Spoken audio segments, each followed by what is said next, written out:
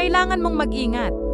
May isang taong nagsagawa ng isang makapangyarihang sinaunang ritual na may layuning harangan ang daloy ng buhay mo.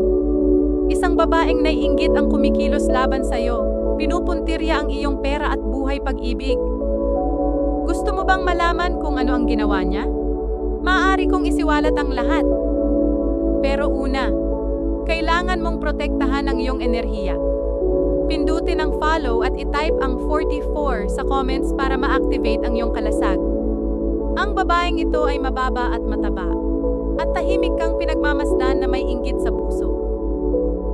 Palihim niyang itinago ang pangalan mo sa loob ng bahay mo at gumamit ng lupa mula sa sementeryo para pabagalin ka, magdulot ng malas, pagkalito, at mga abala.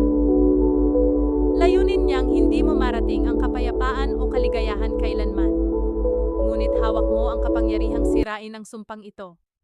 Para matuklasan ang tunay niyang pagkakakilanlan, pindutin mo ang share arrow at tingnan ang ikatlong contact sa WhatsApp list mo. Ang unang letra ng pangalan nila ay kapareho ng sa kanya. Magdadala ito ng linaw at magbubukas ng iyong mga mata. Para tuluyang linisin ang negatibong enerhiya at mabawi ang iyong buhay, kailangan mong kumilos agad. I-share ang mensaheng ito sa eksaktong 4 na tao at mawawala ang bisa ng ritual.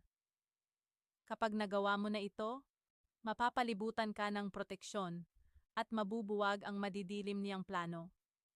Gawin mo na ngayon at magiging malaya na ang iyong landas mula sa lahat ng kadiliman.